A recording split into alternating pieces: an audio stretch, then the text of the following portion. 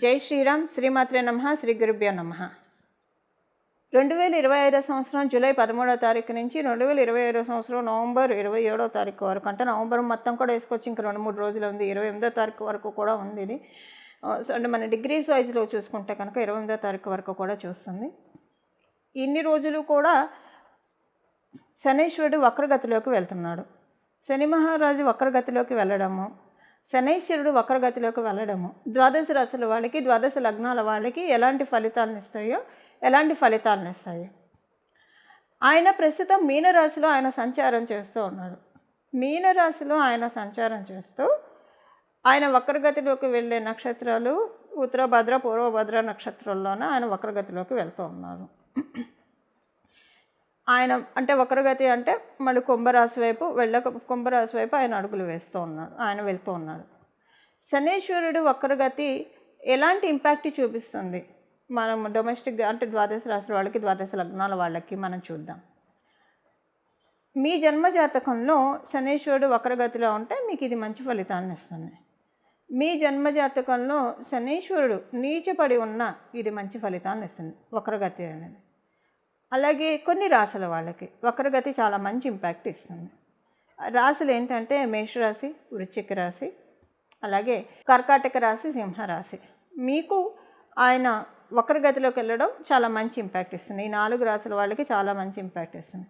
అందరిలోకి ఎవరికి ఎక్కువ ఇంపాక్ట్ వస్తుందంటే మేషరాశి, వృశ్చిక రాశిలో పుట్టిన వాళ్ళకి ఇంకా ఎక్కువ వరాలను ఆయన ప్రసాదిస్తాడు. కారణం ఏంటంటే ఆయన సవ్యగతిలో ఉన్నప్పుడు మేష, వృశ్చిక రాశుల వాళ్ళకి శనీశ్వరుడు ఎప్పుడూ కూడా అంతర్గత శత్రువే, అంత మంచి ఫలితాన్ని ఇవ్వడు. కానీ ఆయన వక్రగతిలోకి వెళ్ళినప్పుడు మంచి ఫలితాన్ని చూసి తీరుతారు మేష, వృశ్చిక రాశుల వాళ్ళకి. అంటే ఇది మీ జన్మజాతకంలో శనీశ్వరుడు వక్రగతిలో ఉన్నా లేకపోయినా ఈ పాయింట్ అప్లికేబుల్ ఉంటుంది. మీరు మేష, వృశ్చిక రాశి లేదా కర్కాటక, సింహరాశులు మీ జన్మజాతకంలో ఆయన వక్రగతిలో ఉంటే ఇది ఇంకా మంచి ఫలితాన్ని ఇస్తుంది.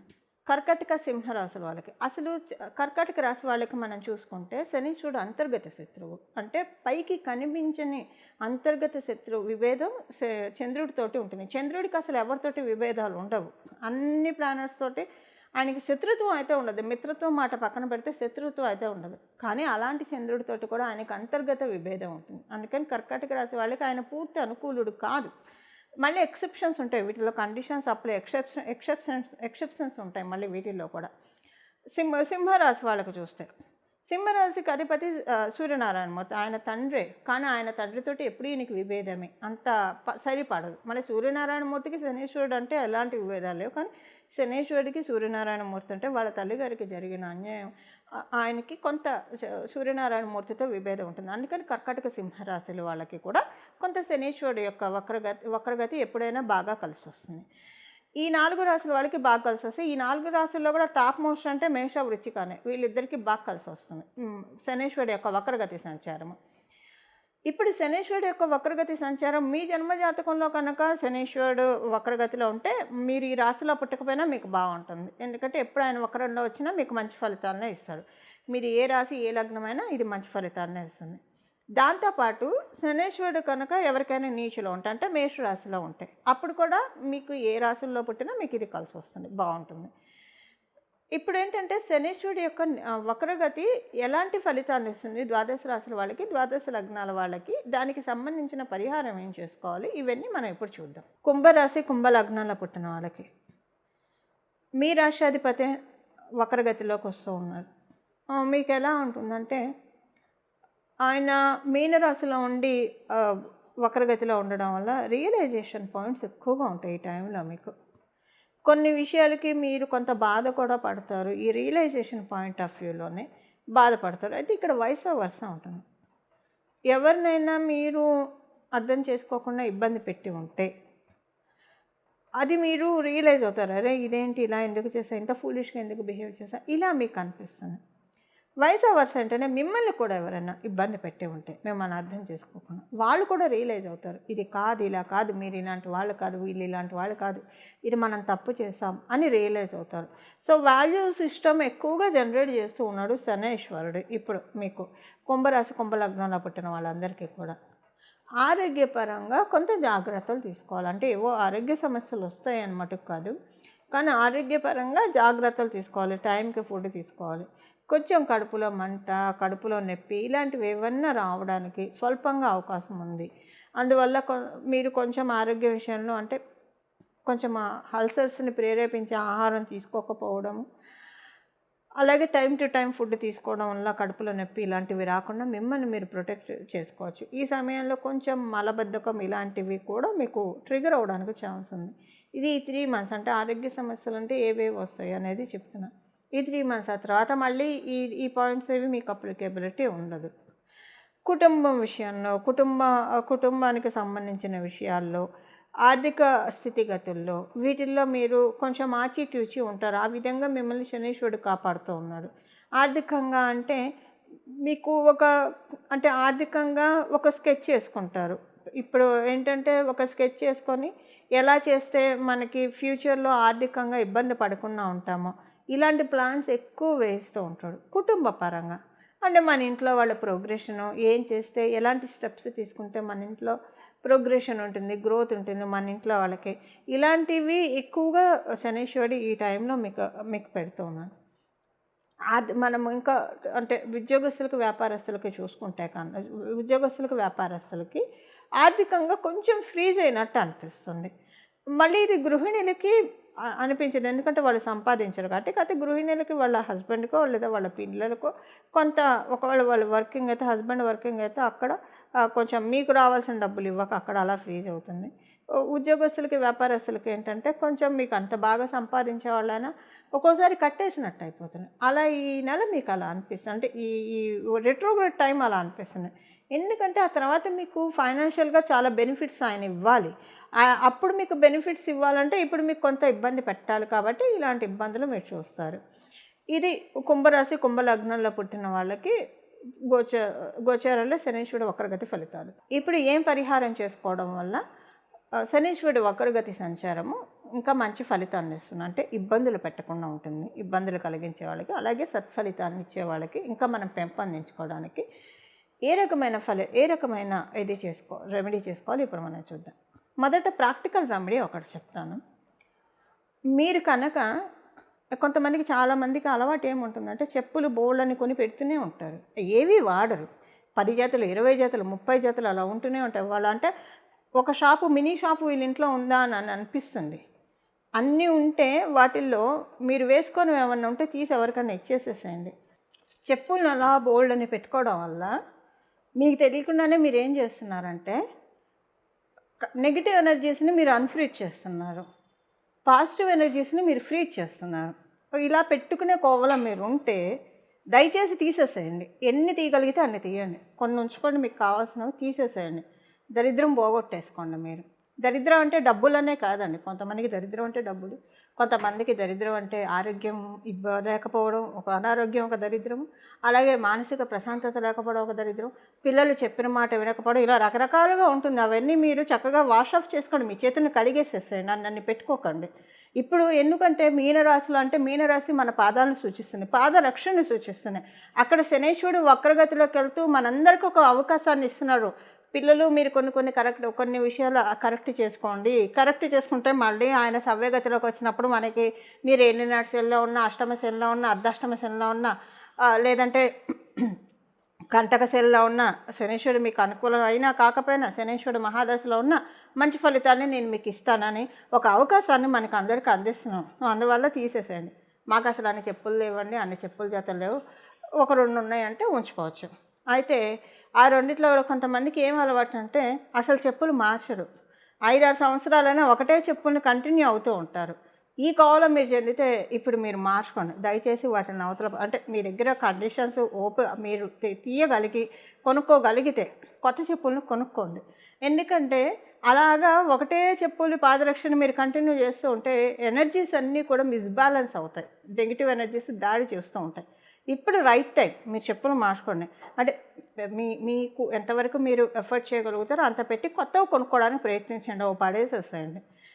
లేదు మీరు అది మేము చేయలేమో అని మీరు అనుకుంటే కనీసం గుడి చుట్టూ వెళ్ళి ప్రదక్షిణాలు చేయండి. రోజు 11 ప్రదక్షిణాలు ఏదైనా గుడి చుట్టూ వెళ్ళి ఈ శనీశ్వరుడు వక్రగతిలో ఉన్నప్పుడు మీరు చేయండి. అంటే చెప్పులు కొనుక్కునే స్తోమత లేదు అంటే అలా ఎవరు ఉండరు. ఒకవేళ అలా ఉన్న కోవలో మీరు ఉంటే చెప్పులను ఉంచుకోండి. మీరు దానికి ప్రతిగా ఇలాగ 11 ప్రదక్షిణాలు 21 ప్రదక్షిణాలు రోజు మీ ఇంటి దగ్గర ఉన్న గుడికి వెళ్ళి చేసిరండి, అది ఏ గుడి అయినా పర్వాలేదు. ఇది ఏంటి అంటే ఎప్పటి నుంచి జూలై 13 నుంచి నవంబర్ 27 వరకు చేయాలి. లేదు చెప్పులు కొత్త జతలు కొనుక్కుంటా అంటే కొనుక్కోవచ్చు. ఇది చెప్పుల విషయంలో ప్రాక్టికల్ రెమెడీ, ఇది ఆచరించాల్సిన రెమెడీ. అలాగే ఇంకా మనము వేరే రెమెడీ మనం ఇప్పుడు చూద్దాం. మీ ఇంట్లో ఉన్న ఈ ఏమంటారు కొన్ని పాతవి సామాన్లు, స్టీల్ సామాన్లు క్రాక్స్ వచ్చినవి. కొంతమందికి కంచం ఎలా ఉంటుందంటే తింటుంటే టక్ టక్ టక్ టక్ అని సౌండ్ వస్తుంటుంది. అలా తినేప్పుడు సౌండ్ రాకూడదు. అలాంటి కంచంలో మీరు తింటుంటే ఇప్పుడు మార్చండి దాన్ని. అలాగే సామాన్లు బాగా ఏమంటారు క్రాక్స్ వచ్చినవి అని ఉంటాయి, అవి తీసేసేయండి, వేరే వాడుకోవడానికి ప్రయత్నించండి. సో అంటే మీకు అవకాశం ఉంటేనే ఇవి చేయండి. ఎందుకంటే స్టీల్స్ శనీశ్వరుడు అధీనంలో ఉంటుంది. మీరు తీసేయగలిగితే పాడేసి కొత్తవి రీప్లేస్ చేయగలిగితే రీప్లేస్ చేయండి. లేదు అవి పడేసినా మాకు ఇబ్బంది ఏం లేదు, మా ఇంట్లో ఇంకా బోలెడు సామాన్లు ఉన్నాయంటే అవి తీసేసేయండి. తీసేసేయండి. కొంచెం మంచి ఎనర్జీస్ రీటైన్ చేయగలుగుతారు.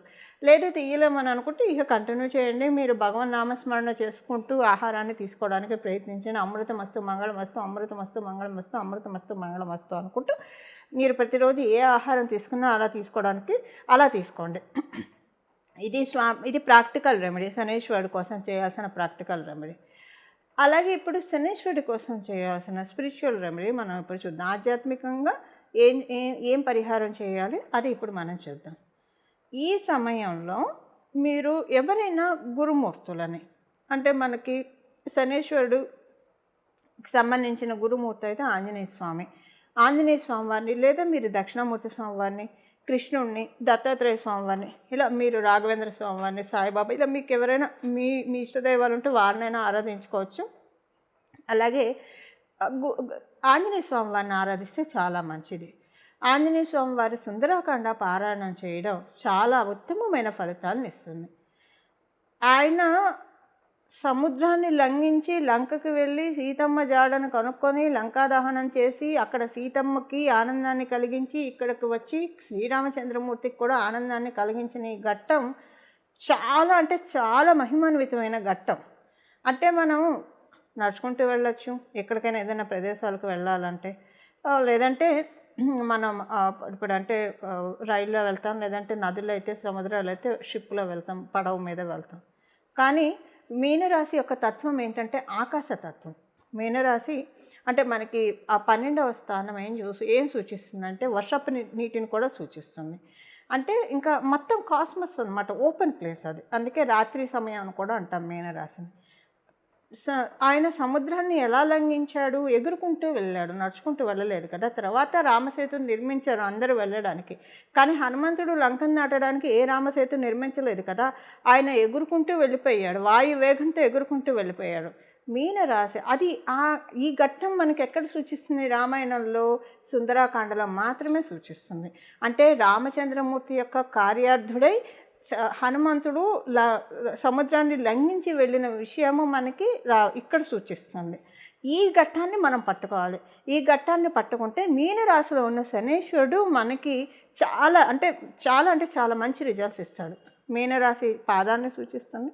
అలాగే మీనరాశి మనకి ఓపెన్ ప్లేస్ని కూడా సూచిస్తుంది, అంటే కాస్మస్ని కూడా సూచిస్తుంది.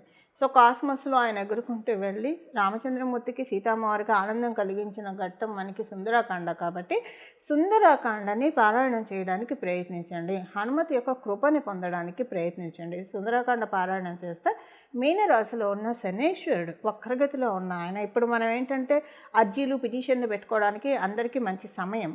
ఇలా చేస్తే మీకు ఏ కామ్యం అయితే ఉందో అది ఖచ్చితంగా నెరవేరుతుంది, మొదటిది. రెండవది, తర్వాత ఆయన సవ్యగతిలోకి వచ్చినప్పుడు మనల్ని జాడించి పెట్టకుండా కొంతలో కొంత మనల్ని మనం సేఫ్ గార్డ్ చేసుకోవడానికి, ఇప్పుడు ఇన్స్పెక్షన్కి సడన్గా ఎవరైనా వచ్చారనుకోండి ఏదైనా విద్యాలయ కార్యాలయానికి, అదంటే కైపు లేకుండా వచ్చేస్తే చాలా కష్టం అవుతుంది, టెన్షన్ పడతారు. అలా కాకుండా ప్రేయర్ నోటీస్, ఒక వారం రోజుల నోటీస్, 10 days నోటీస్, లేదా అట్లీస్ట్ ప్రేయర్ 1 day నోటీస్ ఇస్తే అప్పుడు కొంచెం వాళ్ళు అన్నీ ప్రాపర్గా రెడీ పెట్టుకుంటారు, ఆర్గనైజ్ చేసుకుంటారు. ఇప్పుడు ఇది ఒక ఇన్స్పెక్షన్ టైం అనుకోండి, మనందరికీ అన్నీ మనం చక్కగా పెట్టుకోవడానికి సుందరాకాండ చదవాలి. సో అంటే ఇంకా మనకి స్వామివారి కృపాలు ఇన్ని మంత్స్ టైం ఇస్తున్నాడు, జూలై 13వ తారీఖు నుంచి నవంబర్ వరకు. సో మళ్ళీ ఆయన ఇన్స్పెక్షన్కి వస్తాడు. ఇది అయ్యాక ఇప్పుడు మనల్ని వదిలేస్తాడు, అన్నీ సర్దుకొని అన్నీ క్లియర్ చేసుకోండి. అంటే 12వ రాశి ద్వాదశ స్థానం మోక్షస్థానం.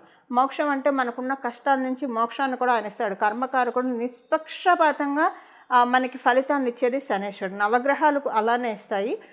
సో మనం మంచి చేస్తే మంచి ఫలితాలను ఆయన ఏమి హెసిటేట్ చేయడు. మనం ఏ రాశి అయినా ఏ లగ్నమైనా మనకి హెసిటేట్ చేయకుండా ఇస్తాడు. కాకపోతే దానికి మనము డిజర్వెన్స్ తీసుకోవాలి కదా. ఈ డిజర్వెన్స్ తీసుకోవడానికి ఇది అత్యుత్తమైన సమయం. ఇంకొక విశేషం ఏంటో చెప్పనా, మిథున రాశిలో గురు భగవాన్ నుండి శనీశ్వరుని చూస్తున్నారు. వీరిద్దరికి పరస్పర దృష్టి ఎలా అంటే ఇది ప్రత్యేక దృష్టిల లెక్క కాదు.